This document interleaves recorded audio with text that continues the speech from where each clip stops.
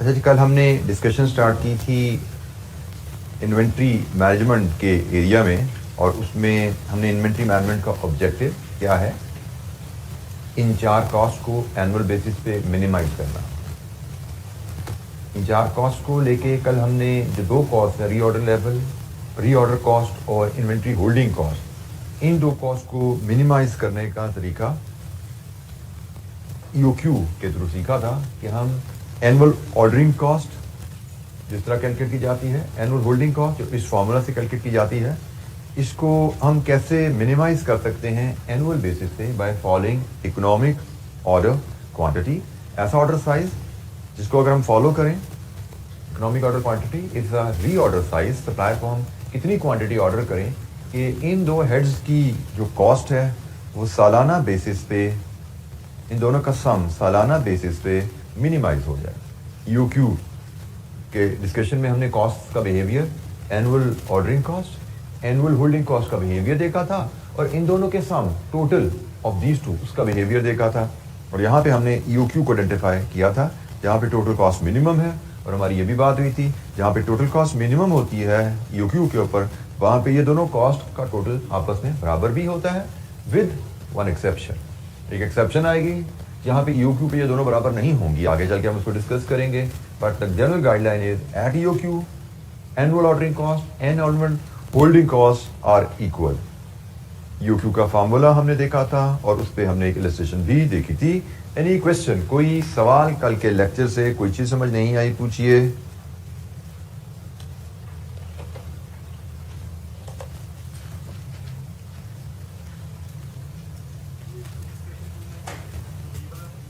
जी बेटा, इलस्ट्रेशन 2 में बेटा था, थोड़ा ऊंचा बोलिए, मुझे आवाज नहीं आ रही आपकी।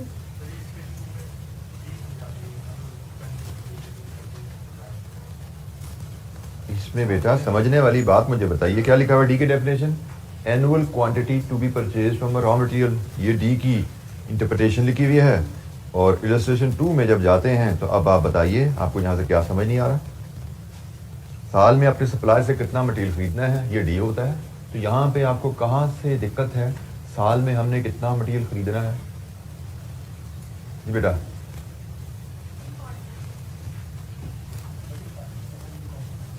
एनुअल कॉस्ट में मुझे डी की बात समझ आई, annual cost of inventory management में इसमें क्या चैलेंज है बेटा, जरा मुझे बताइए, मैं आपकी बात समझ नहीं पा रहा, आपका क्वेश्चन नहीं मुझे समझ आ रहा।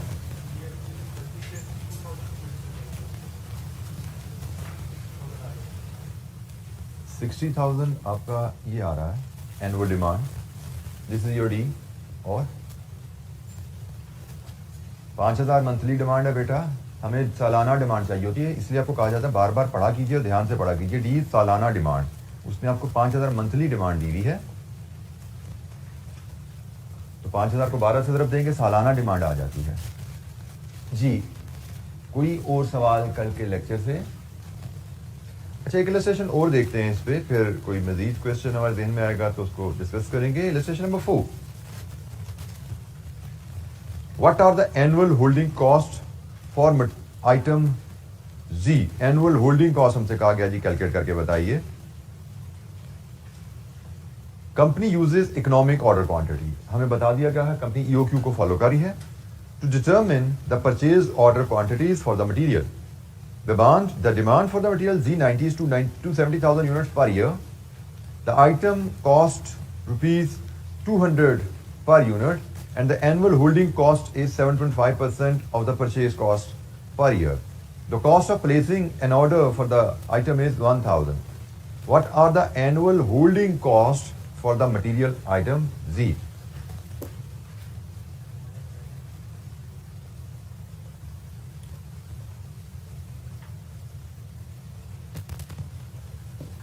अब हमें एनुअल होल्डिंग कॉस्ट निकालने का फार्मूला सबसे पहले हम अपने सामने लेके आते हैं। Illustration number 4, annual holding cost जो होती है जी वो average inventory into holding cost per unit per year, यही फॉर्मूला जी।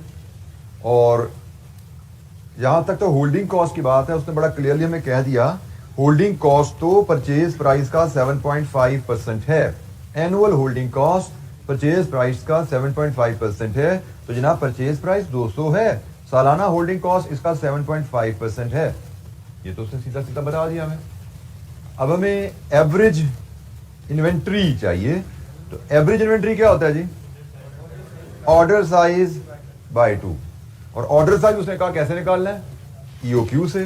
तो हम वर्किंग 1 से ईओक्यू लेके आते हैं और ईओक्यू बाय 2 हमारा ऑर्डर साइज आ जाएगा। तो ईओक्यू होता है 2COD/CH अंडर रूट। तो जनाब हम यहां पे से ईओक्यू निकालेंगे, यहां पे ऑर्डर साइज फीड करेंगे, order size by 2 into holding cost per unit per year. तो 2 into CO cost per order is 1000, annual demand is 270,000 and CH is 15. It is 6,000 units. ये हमारा ऑर्डर साइज है। We put 6,000 here. Annual holding cost is 45,000 rupees.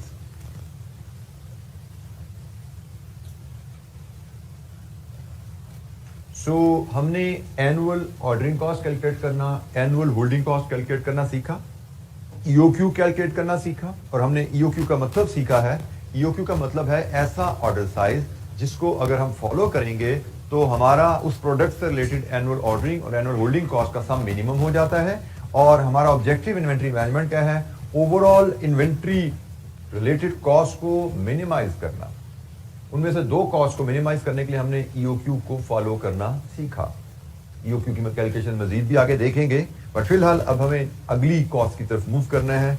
बाकी जो 2 cost रह गई हैं 1 bye 1 उनको डिस्कस करना है कि उनको मिनिमाइज करने का क्या तरीका है, उनको कम करने का क्या तरीका है। कोई सवाल यहाँ पे जी? ईओक्यू से रिलेटेड किसी टर्म पे, किसी कैलकुलेशन पे कोई सवाल?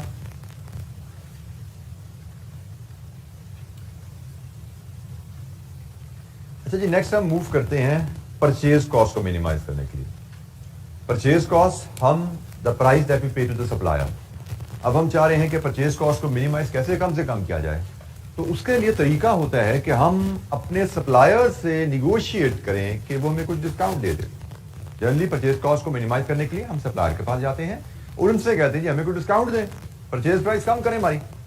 तो सप्लायर जनरली परचेज प्राइस कम करने पे तैयार होगा if we order in big quantity, जिसको हम बल्क डिस्काउंट कहते हैं। ठीक है जी, हम आपको डिस्काउंट दे देंगे, लेकिन डिस्काउंट देंगे 2% का।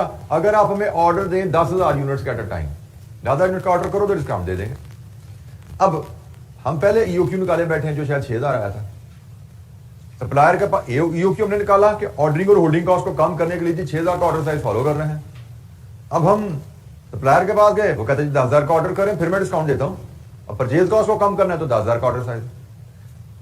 अब यहां पे फिर एक फिक्स आ गया। जैसे कल हमारी बात हुई थी, कल हमारी सिर्फ ऑर्डरिंग और होल्डिंग में बात हो रही थी कि भाई ऑर्डरिंग कॉस्ट को कम करना है तो ऑर्डर साइज बढ़ा दो, होल्डिंग कॉस्ट को कम करना है तो ऑर्डर साइज कम कर दो। हमने कहा कि हमने किसी एक को कम नहीं करना, हमने तो सम को कम करना है। तो सम जहां पे कम होता है उसको फॉलो कर लो, ये किया था हमने। अब यहां पे भी वही मसला है कि ऑर्डरिंग प्लस होल्डिंग को कम करना है तो ईओक्यू को फॉलो कर लो, परचेज को कम करना है तो बल्क डिस्काउंट 10,000 का ऑर्डर फॉलो कर लो। लेकिन हमने कहा जी हमने किसी एक को कम नहीं करना, हमने तो टोटल को कम करना है। तो यहां पे फिर वही काम होता है कि हम ईओक्यू डिटरमिन करते हैं, हम वो ऑर्डर साइज आइडेंटिफाई करते हैं जिन पे डिस्काउंट मिलता है, और फिर हम कंपेयर कर लेते हैं एनुअल इन्वेंट्री कॉस्ट को हर ऑप्शन के लिए। और एनुअल इन्वेंट्री कॉस्ट में अब हम क्या क्या लेंगे? हम एनुअल परचेज कॉस्ट लेंगे, एनुअल ऑर्डरिंग कॉस्ट लेंगे, एनुअल होल्डिंग कॉस्ट लेंगे।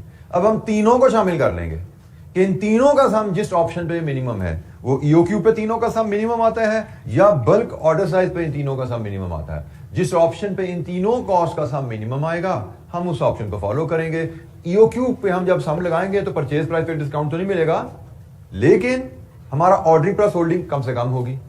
जब हम बल्क ऑर्डर साइज से 10,000 ऑर्डर साइज है उस पर जब जाएंगे तो एनुअल ऑर्डरिंग और होल्डिंग कॉस्ट तो थोड़ी बढ़ जाएगी, लेकिन परचेज कॉस्ट कम हो जाएगी।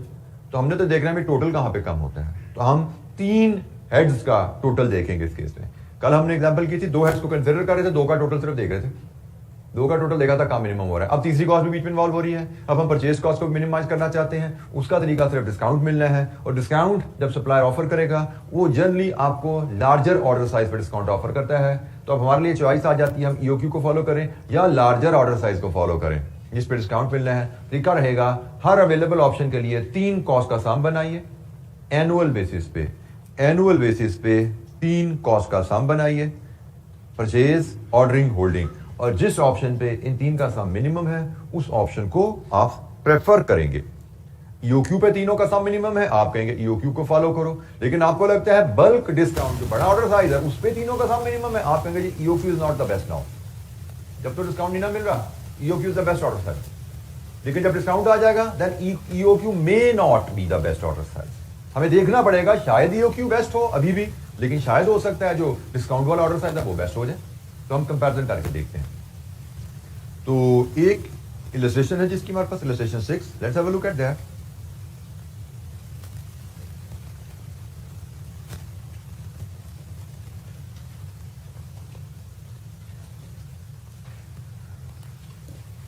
इलस्ट्रेशन 6 को डिस्कस करते हैं जी। Wajid Limited is a retailer of barrels. The company has an annual demand of 60,000 barrels. The barrels cost 20 each. Fresh supplies can be obtained immediately with ordering and transport cost amounting to 100 per order. Annual cost of holding 1 barrel in stock is estimated to be 12. A 2% discount is available on orders of at least 5,000 barrels. And a 2.5% discount is available if the order quantity is 7,500 barrel or above. Calculate EOQ, ignoring discount. अच्छा ये याद रखिएगा EOQ की basic assumption है कि EOQ में आप discount को इग्नोर ही करते हैं क्योंकि डिस्काउंट तो आपको मिलता है सर्टेन ऑर्डर साइज के ऊपर, और EOQ क्या है वो तो आपको पता ही नहीं। आपको EOQ पे डिस्काउंट मिलेगा कि नहीं मिलेगा ये तो नहीं पता, तो हम जनरली EOQ की कैलकुलेशन में डिस्काउंट इग्नोर करते हैं कि जैसे हमें डिस्काउंट नहीं मिलना। बल उसने कहा EOQ कैलकुलेट कीजिए ignoring discount and determine if it would change once discount is taken into consideration. EOQ को हम कहते हैं बेस्ट ऑर्डर साइज। उसने कहा जी EOQ पहले बताइए वो क्या है जिस पे ordering and holding cost minimize होती है, और फिर अगर डिस्काउंट की ऑप्शन को भी लेके आए तो क्या ये हमारी डिसीजन बदलता है? बेस्ट ऑर्डर साइज क्या यही रहेगा या 5,000 या 7,500 में से कोई बन जाएगा? तो लेट्स फॉलो द रिक्वायरमेंट। सबसे पहले EOQ और फिर कंपैरिजन EOQ और 5,000 और 7,500 का। इलस्ट्रेशन नंबर 6, सबसे पहले EOQ 2COD over CH। Data हमें यहाँ पे रेडीली अवेलेबल है।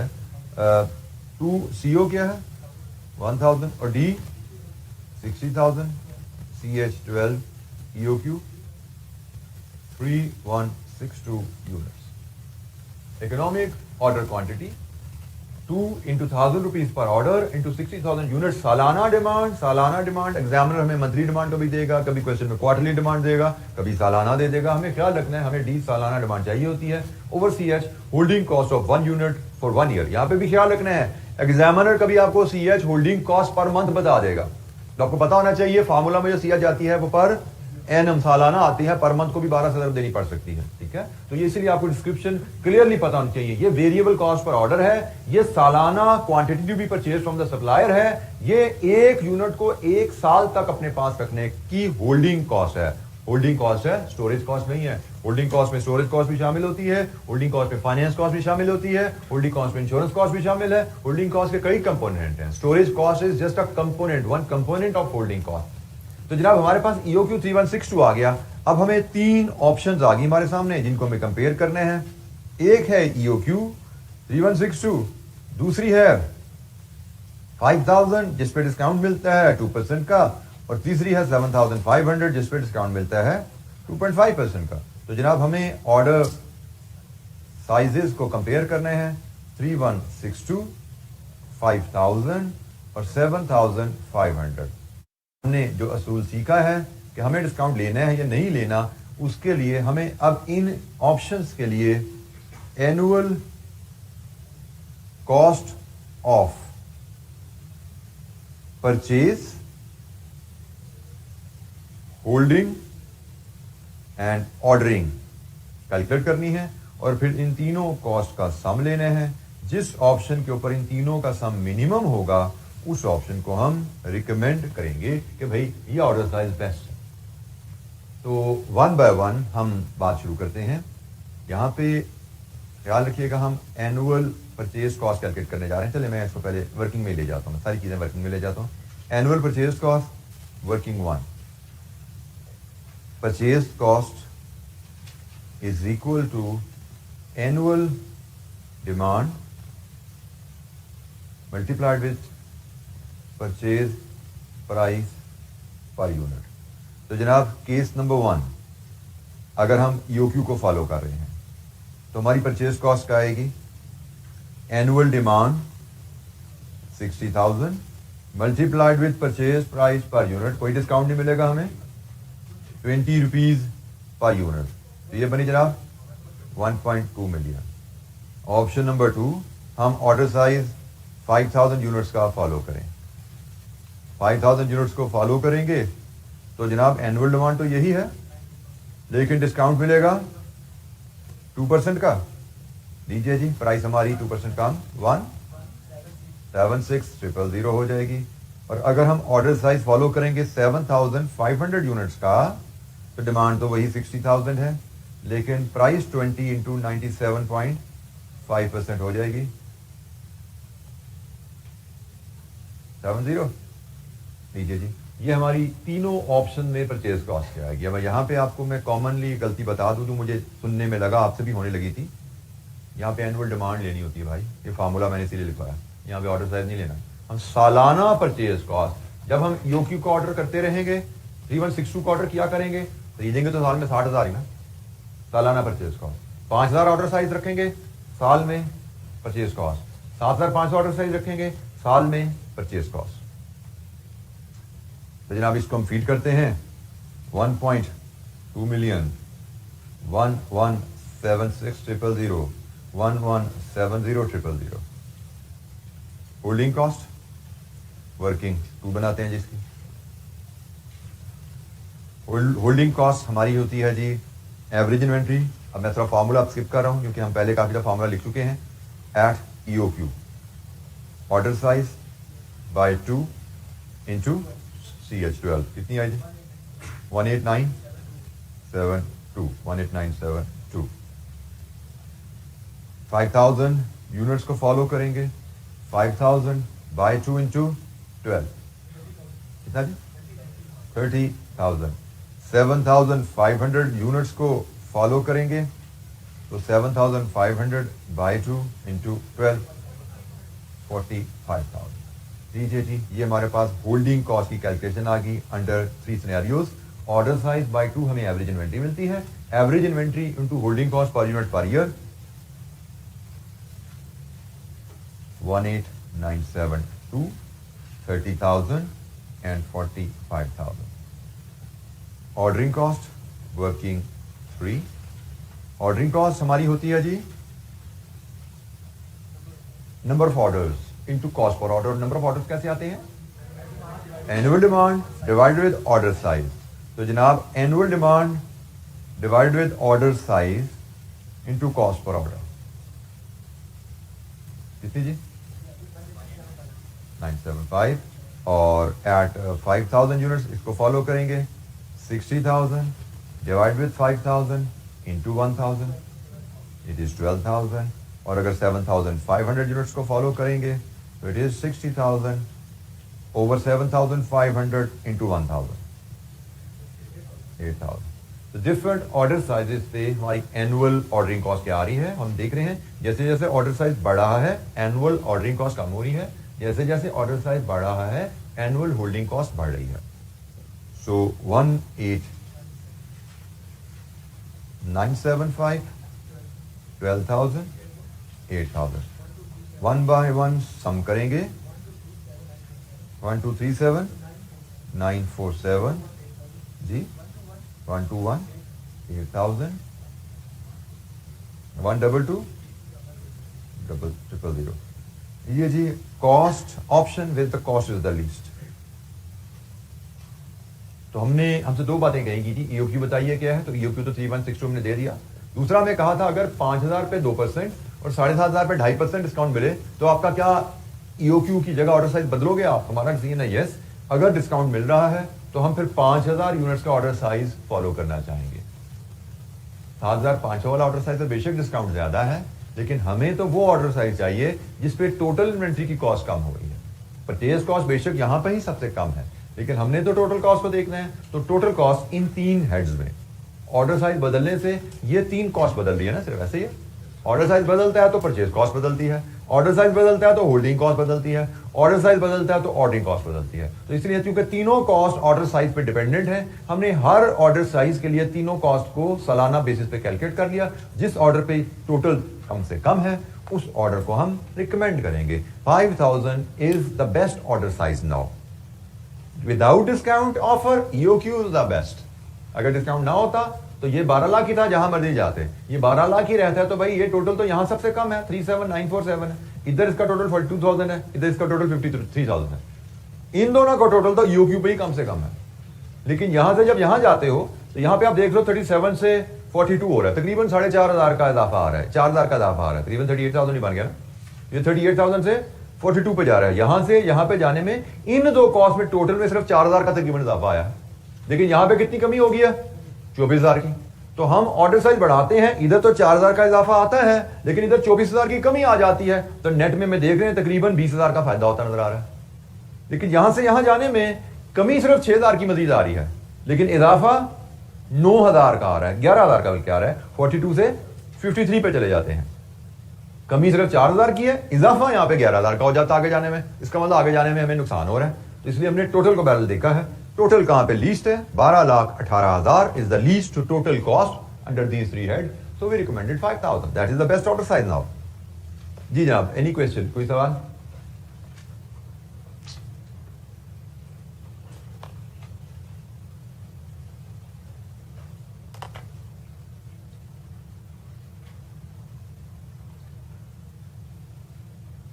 अच्छा, नेक्स्ट इलस्ट्रेशन एक और देखते हैं जी, इलस्ट्रेशन नंबर 7।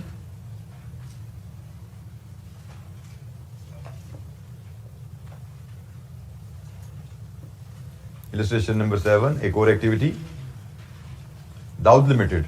अब रिक्वायरमेंट इसकी सिंपल रखी हुई, उसने calculate optimum order size. Best order size किया। ऑप्टिमम से मुराद होता है कंपनी के लिए सबसे बेहतरीन ऑर्डर साइज। ऑप्टिमम से मुराद होता है जहां पे आपका प्रॉफिट सबसे ज्यादा है, और प्रॉफिट सबसे ज्यादा वहां पे आता है जहां पे कॉस्ट सबसे कम होती है। ऑप्टिमम से मुराद होता है जहां पे ऐसा लेवल जहां पे प्रॉफिट सबसे ज्यादा है या कॉस्ट सबसे कम है। तो उसने कहा जी calculate optimum order quantity. Dawood limited uses components Z11 in its construction process. The company has a demand of 90,000 components per annum. They cost ₹9 each. The delivery and ordering cost amounts to 1,000 per order. The annual cost of holding one component in inventory is estimated at ₹6.5. 0.5% discount is available on orders of at least 5,000 components, and 0.75% discount is available if order quantity is 8,000 components or above. Minimum 5,000 का order करें तो 0.5% discount मिलता है, और अगर आप 8,000 या above order करें तो 0.75 का डिस्काउंट मिलता है। जनाब इस केस में हम सबसे पहले कैलकुलेट करते हैं EOQ, बेस्ट ऑर्डर साइज, क्योंकि हमें पता है अगर डिस्काउंट ना हो तो EOQ होता है।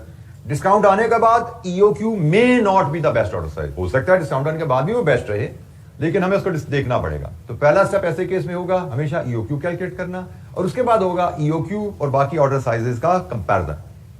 तो let's calculate EOQ first, illustration 7।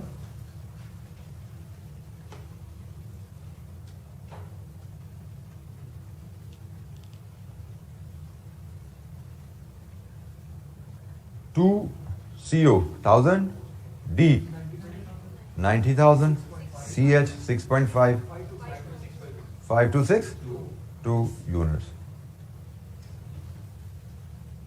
अच्छा जी, अब जरा एक तवज्जो दीजिएगा। अब बस ऑर्डर साइज ऑप्शन 3 बन गई हैं। एक 5262 है, एक 5000 है, एक 8000 है। अब मुझे बताइए जो डिस्काउंट 5000 पे मिलना है क्या वो इसके लिए नहीं मिलेगा? मिलेगा। जो डिस्काउंट 5000 पे मिलना है ऑर्डर साइज पे, वो तो इस पे भी तो मिलेगा। ये तो 5000 से भी बड़ा EOQ। तो इसका मतलब एनुअल परचेज कॉस्ट दोनों पे बराबर आएगी, ऐसे ही है। एनुअल परचेज कॉस्ट इस ऑर्डर साइज को फॉलो करो या इसको फॉलो करो, दोनों पे बराबर डिस्काउंट है, सेम आएगी। और annual ordering plus holding, 3 cost ही देखते हैं ना। तो ऑर्डरिंग प्लस होल्डिंग कहां पे कम होगी? इसका मतलब हम बगैर किसी कैलकुलेशन में जाए बता सकते हैं कि 5262 5000 से अच्छा है, ऐसा ही है। हम विदाउट एनी कैलकुलेशन बता सकते हैं कि 5262 5000 से अच्छा है। तो जब हमें कैलकुलेशन का बगैर पता लग रहा है तो 5000 को भी डिस्कशन में लाने की जरूरत क्या है?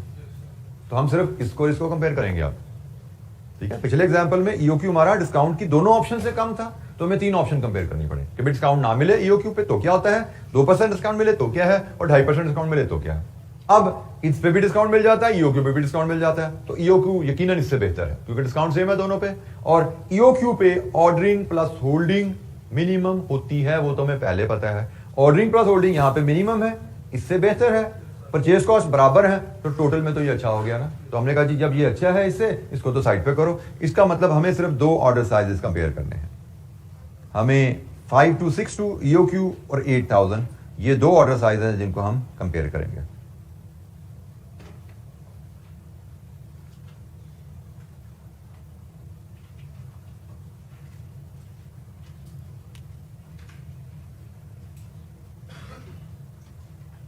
और हमने कैलकुलेट यही करना होगा जी, annual cost of purchase, ordering and holding, और फिर हम टोटल देखेंगे और डिसीजन देंगे। तो जनाब ये कैलकुलेशन परफॉर्म कीजिए, क्लास एक्टिविटी है। ये कॉस्ट कैलकुलेट कीजिए। किसी कॉस्ट की कैलकुलेशन में आपको गाइडेंस चाहिए पूछेगा, just to remind you, quickly go through करते हुए। परचेज कॉस्ट कैसे लेते हैं, annual demand into purchase cost. हर ऑर्डर साइज पे आप annual demand into purchase cost करते हैं। होल्डिंग कॉस्ट कैसे ली जाती है, order size by 2 into CH. Ordering cost कैसे ली जाती है, annual demand over order size into CO. ये कैलकुलेशन हमने काफी दफा क्लास में कर ली हैं, आप कल से लेके आज तक एनुअल कॉस्ट की कैलकुलेशन की। तो जनाब जैसे जैसे कॉस्ट कैलकुलेट करते जाए मुझसे शेयर करते जाए, लेकिन हर बच्चा अपने रजिस्टर पे कैलकुलेशन परफॉर्म करे।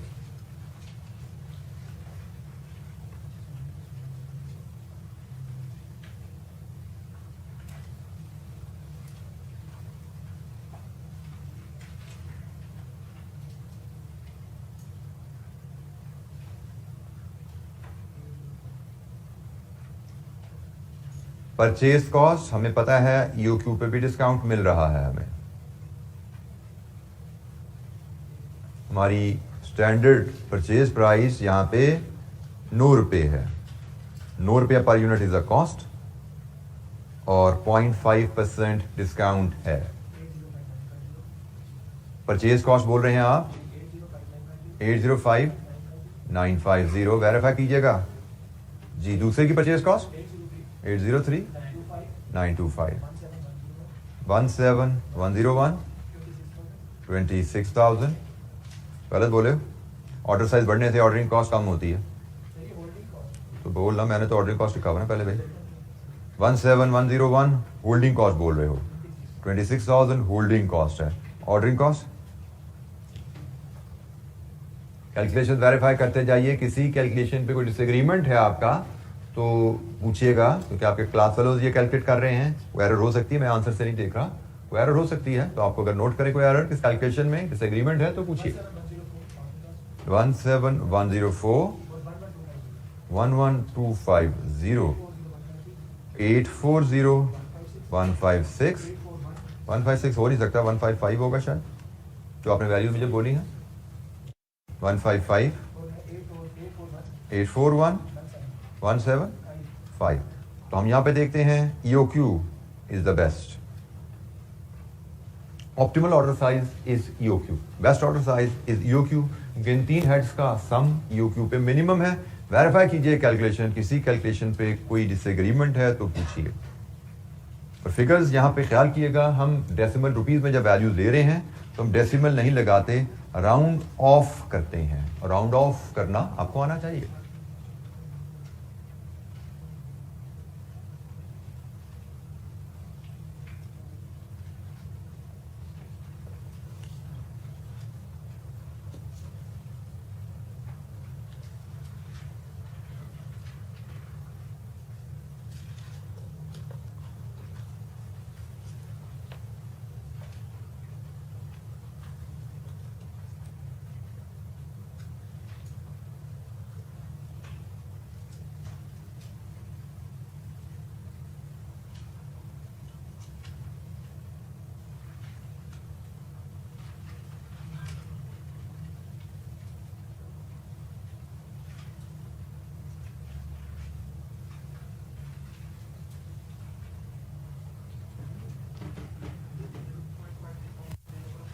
जी बेटा जी, एटलीस्ट का मतलब होता है कम से कम 5,000, तो 5,262 5,000 से ज्यादा है ना।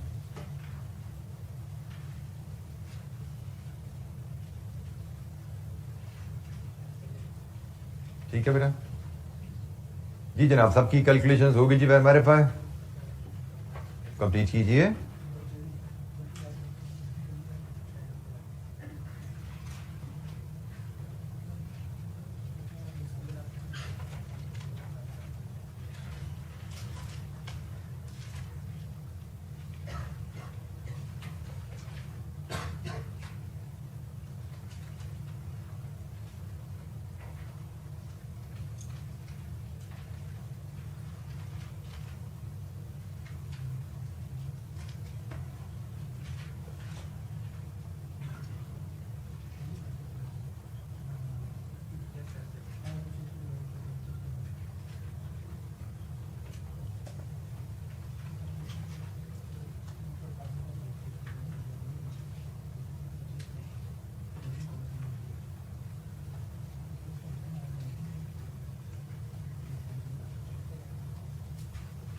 अच्छा, यहाँ पे एग्ज़ाम प्रेजेंटेशन के लिहाज से थोड़ी सी बात सीख लीजिए।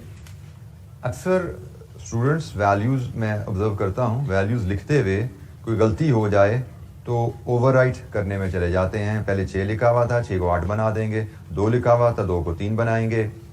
तो develop a habit, never overwrite. कभी भी फिगर्स को ओवरराइट एग्जाम में नहीं करना, ये आदत अपनाइए। ओवरराइट करते हुए आपको तो पता लग रहा होता है मैंने 6 को 8 बनाया, बट एग्जामिनर को नहीं पता लगेगा कि 8 को 6 बनाया या 6 को 8 बनाया, वो उसको मिस रीड कर सकता है। So as a rule never overwrite in the exam. कभी भी एग्जाम में गलती हो जाए, दूसरी बात, गलती हो गई है, इतनी ज्यादा गलती हो गई है, फिर उसको काला करते हैं लोग, छुपाने की कोशिश करते हैं। गलती को छुपाना नहीं है, सिर्फ एग्जामिनर को बताना है डोंट कंसिडर, एक लाइन काफी है। आप काला करते हो पूरे पेज पे, वो काली फिगर जो काला एरिया होता है वो डिस्टॉर्ट करता है कि प्रेजेंटेशन कितनी गंदी हुई है। लेकिन अगर एक लाइन से आपने ये ओवरराइट ना किया हो, आपने फॉर एग्जांपल आपने 5262 लिखा, ये फिगर गलत आ गई है, सिंपली एक लाइन खींचिए और इसके ऊपर 5262 कर दीजिए, और इसके ऊपर या नीचे जगह आपको तब बचेगी जब एक एक लाइन छोड़ के लिखने की आप आती है। तो आपको जनरली हैबिट डेवलप करनी है क्वेश्चन करते हुए एक एक लाइन छोड़ के लिखी। जैसे ये फिगर लिखी है, इसके ऊपर भी एक लाइन है, एक नीचे भी लाइन है, कोई फिगर गलत हो जाएगी, मैं आसानी से रेक्टिफाई करके उसको लिख सकता हूं। अगर आप लाइन नहीं छोड़ते तो फिर आपको बीच में कहीं छोटा छोटा करके लिखना पड़ेगा सही फिगर, और छोटा छोटा फिगर करते हुए अगेन बात का होता है कि एग्जामिनर उसको पढ़ पाए ना पढ़ पाए, दिक्कत होगी उसको। कोशिश कीजिए एग्जाम में सोल्यूशन को एक एक लाइन छोड़ के खुला खुला प्रेजेंट कीजिए, कभी ओवरराइट ना कीजिए। कभी गलती हो जाए तो सिंपली एक लाइन सफिशिएंट। एक लाइन का मतलब है डोंट कंसिडर दिस वैल्यू, और आपने एग्जामिनर को यही बताना है don't consider this value, this is the value which should be considered. तो this is the way to communicate. काला करके कम्युनिकेट करोगे, जैसे ये कर दें। अल्टरनेटिव क्या है कि भाई ऐसा काला कर दो जैसे अक्सर मुझे बच्चे करते नजर आते हैं। अब आप खुद देख सकते हो इन दो प्रेजेंटेशन का ताल्लुक कि ये कितना बुरा इंप्रेशन देते हैं और ये neat and clean professional presentation देते हैं। तो एग्जामिनर को मैं ये नहीं कहता कि इसके करेक्शन के ऊपर नंबर कट गए हैं और इस करेक्शन के नंबर मिल गए हैं ज्यादा आपको, लेकिन एक आपका इंप्रेशन एग्जामिनर की नजर में क्या बनता है, दैट मैटर्स। क्योंकि कहीं ना कहीं एग्जामिनर के पास रूम आता है कि वही 1 नंबर दे दे या 1.5 नंबर दे दे, कोई ना कोई उस पर लिबर्टी आती है, आधा नंबर दे दे, 1 नंबर दे दे। तो अगर तो वो आपको एज अ स्टूडेंट पसंद कर रहा है आपकी प्रेजेंटेशन की वजह से, आपके नॉलेज की वजह से, आपके काम की वजह से, तो जहां पे उसको थोड़ा सा रूम मिला करेगा आपको वो आधे नंबर की फेवर दे दिया करेगा। लेकिन अगर वो आपको पसंद नहीं कर रहा, यार बड़ी गंदी प्रेजेंटेशन है, इसको तो तैयारी ठीक नहीं है, इसको तो बड़े ब्लेंडर मारे हुए हैं, इसलिए तो गलत प्रिंसिपल अप्लाई किए हुए। मैंने आपको क्या कहा, प्रिंसिपल नहीं आ रहा लिख दो, ज्यूम करके मैं चल रहा हूं आगे। लेकिन अक्सर बच्चे क्या करते हैं, गलत मलत कैलकुलेशन करने की कोशिश करते हैं, नहीं पता है नहीं आता, लेकिन फिर भी कोई तुक्का मारने की कोशिश करेंगे। तो एग्जामिनर को लगता है यार चक्कर दे रहा है मुझे भाई, ये क्या कर रहा है, नहीं आता लिख दो अज्यूम्ड भाई, आगे चलो।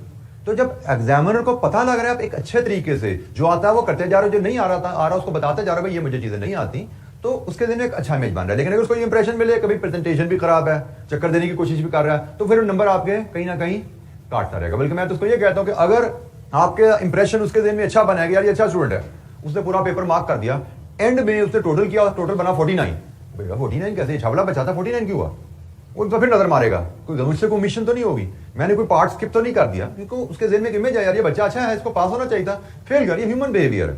वो पीछे जाकर नजर देख, हो सकता है उसको नजर आ जाए यार मैं हाँ एक पार्ट 2 नंबर का स्किप कर गया था, या यहाँ पे हाँ इस बच्चों को यहाँ पे मैंने 1 नंबर दिया, यहाँ पे 2 दिए जा सकते थे इसको। वो कोशिश करेगा आपको सपोर्ट करने की, जहां पे वो फेवर कर सकता है फेयरली वो फेवर कर देगा आपको।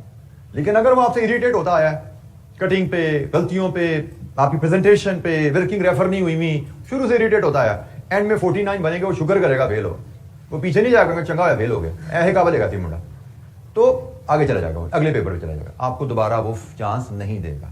तो इट्स अप टू यू कि आप एग्जामिनर को इंप्रेस करो कि भाई मैं पढ़ के आया हूं, मैं नॉलेजेबल बचा हूं। तो उसका तरीका यही है, प्रेजेंटेशन भी देखो अच्छी करना, और जो जैसे आपको जो आता है वो कीजिए, जो नहीं आता उसको लिख दीजिए, मुझे नहीं आता भाई मैं इसके बगैर ही चल रहा हूँ आगे। तो उसको नजर आना चाहिए कि भाई आपने वर्किंग रेफर करके चलिए, प्रॉपर टेबुलर वर्किंग कीजिए, लाइंस ड्रॉ कीजिए, वर्किंग रेफर हुई हो, कटिंग ओवरराइटिंग का ख्याल कीजिए, ओवरराइटिंग नहीं करना, कटिंग कैसे करनी है, लाइन छोड़ छोड़ के लिखिए, फिगर्स उसको आसानी से नजर आ रही हो, पढ़ी जा रही हो, तो it will give good impression, और अच्छा impression will ultimately reward you. अच्छा जी, एक इलस्ट्रेशन और यहां पे देख लेते हैं, इलस्ट्रेशन नंबर 8। इसमें एक छोटा सा कॉन्सेप्ट एडिशनल आएगा, बाकी डिस्कशन तो वही है जो हमने पिछली एग्जांपल में देखी, लेकिन एक एडिशनल छोटा सा कॉन्सेप्ट है। Let's discuss that. Azhar limited uses 100,000 units of material Y each year, which cost 1,000 for each unit. The cost of placing an order is 10,000 for each order. The annual cost of holding inventory is 8% of purchase cost. The supplier offer a price discount of 10 per unit for orders of 10,000 or more. Determine optimum order quantity. Best order size बताइए क्या है? तो तरीकाकार हमारा यही रहता है, सबसे पहले EOQ और उसके बाद EOQ एंड डिस्काउंट वाला ऑर्डर साइज देखेंगे बेहतर कौन सा है। तो जनाब इलस्ट्रेशन 8, सबसे पहले EOQ 2, CO क्या है जिसका 10,000, CO is 10,000, annual demand 100,000 and CH 8% of purchase cost, and purchase cost is 1,000 each, 8% of 1,000, ये है जी CH। तो यहां से देख लीजिए EOQ क्या है, 5,000 यूनिट्स ये EOQ है, और डिस्काउंट मिलता है 10,000 पे, ठीक है जी। तो इसका मतलब हमें 2 ऑर्डर साइजेस अब कंपेयर करने हैं, 2 ऑर्डर साइजेस कंपेयर करने हैं हमें, एक 5,000 और एक 10,000। और जब डिस्काउंट आ जाए तो हम क्या क्या चीजें कंपेयर करते हैं, हम एनुअल कॉस्ट कंपेयर करते हैं, कितने हेड्स में, 3 हेड्स में, कौन कौन से, purchase, holding and ordering. In 3 heads में कॉस्ट कैलकुलेट करेंगे और देखेंगे टोटल कहां पे मिनिमम है। तो अब मैं स्मार्टली प्रेजेंटेशन, अभी तक मैं वर्किंग में करता आ रहा था, अब हम थोड़ा सा स्मार्ट प्रेजेंटेशन करते हैं, इधर ही वर्किंग परफॉर्म कर लेते हैं, जगह हमारे पास है, we can always do it. In fact we should try कि हम इस तरह मैनेज करें। अब देखिए मैंने क्या किया, ये 2 कॉलम मैंने एक्सट्रीम राइट पे स्क्वीज किया, ये कॉलम मैंने सबसे बड़ा रखा और इसमें मैंने एक लाइन छोड़ के लिखी है। ये किस लिए है कि मुझे यहाँ पे अगर स्मार्ट वर्किंग है तो मैं यहीं पे प्रेजेंट कर दूं, बजाय वर्किंग नंबर लिखूं अगले पेज पर जाऊं, क्योंकि वर्किंग तो अगले पेज पे करनी होती है ना, नेक्स्ट पेज पे करनी है, तो वर्किंग नंबर लिख के नेक्स्ट पेज पे जाऊं, टेक्स टाइम। तो अगर छोटी छोटी कैलकुलेशन है हम यहाँ पे क्यों ना करें। तो जैसे अब यहाँ पे मैं आपके सामने कैलकुलेशन प्रेजेंट करता हूं, परचेज होती है जी annual demand into purchase price 1,000, 100 million. Option number 2, annual demand into purchase price, 10 rupees का डिस्काउंट आ गया, 99 million. Holding cost, order size by 2 multiplied with holding cost which is 1,000 का 8%, 1,000 का 8%, कितना जी, 200,000। Option number 2, 10,000 bye 2। अब यहां पे होल्डिंग कॉस्ट हमारी बदल जाएगी, क्योंकि हमारी परचेज कॉस्ट अब 990 है, इसका 8%, 396,000। ऑर्डरिंग कॉस्ट, एनुअल डिमांड भी 100,000 थी, 100,000 divide with order size into cost per order,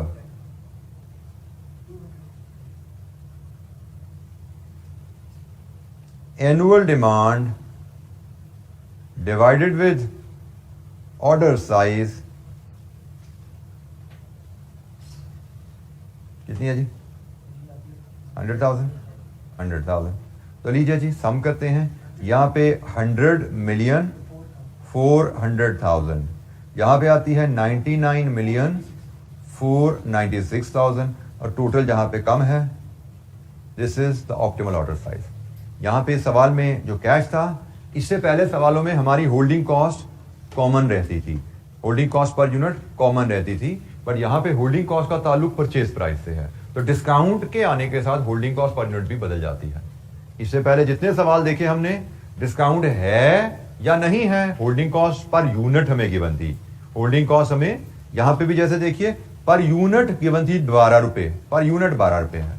इससे पहले भी जितनी हमने डिस्कशन की, हमें होल्डिंग कॉस्ट पर यूनिट दी जाती थी, लेकिन होल्डिंग कॉस्ट हमें पर यूनिट भी दी जा सकती है, होल्डिंग कॉस्ट हमें as a percentage of purchase price भी दी जा सकती है। तो अगर तो होल्डिंग कॉस्ट पर यूनिट है तो वो सेम रहती है, डिस्काउंट मिले या ना मिले, लेकिन अगर holding cost as a percentage of purchase price है तो वो बदल जाती है डिस्काउंट मिलने से। हर कैलकुलेशन में होल्डिंग कॉस्ट अलग आ जाती है। जी एनी क्वेश्चन, कोई सवाल?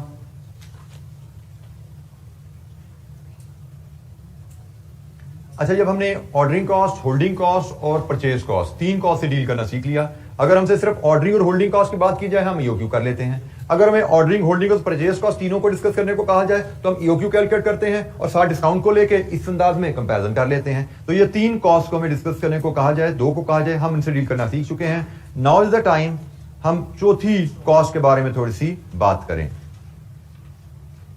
चौथी कॉस्ट के बारे में बात करें जो कि स्टॉक आउट कॉस्ट है।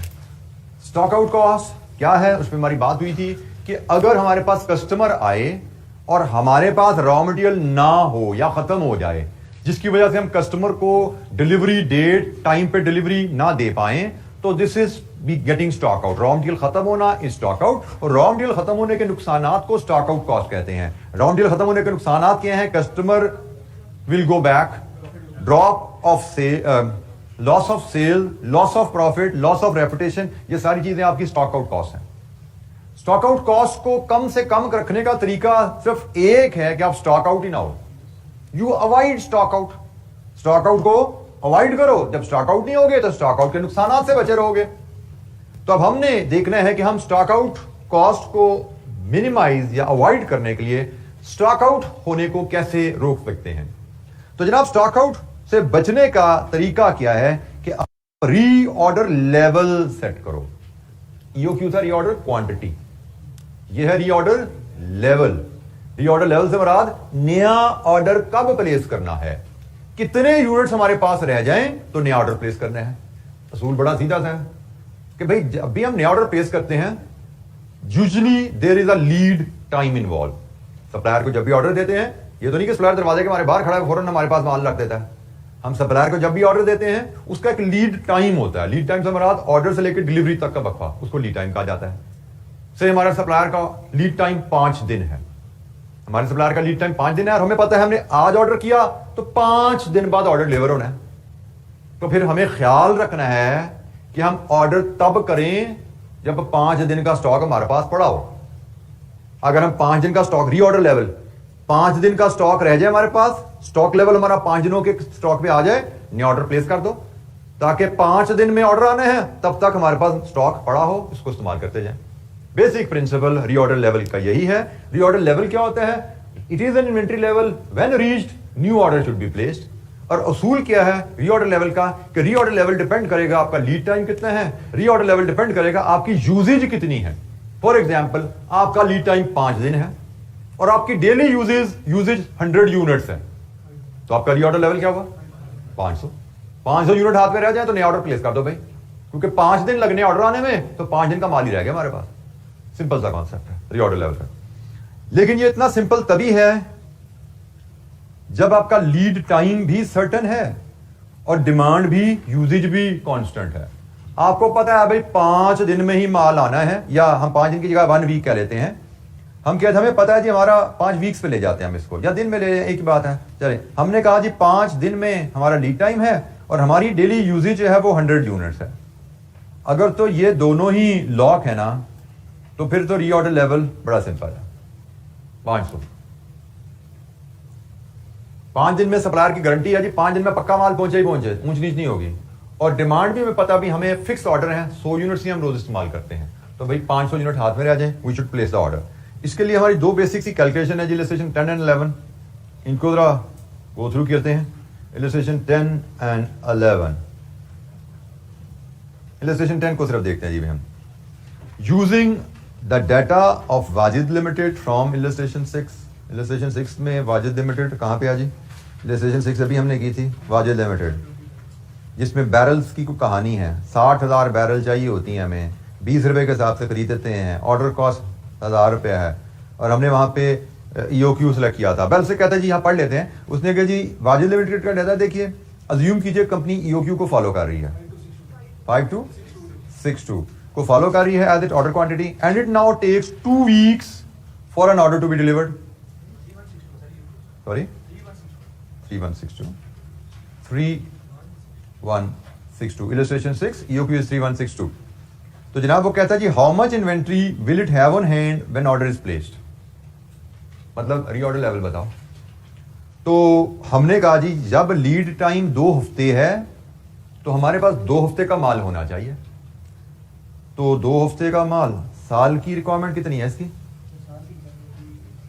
60,000।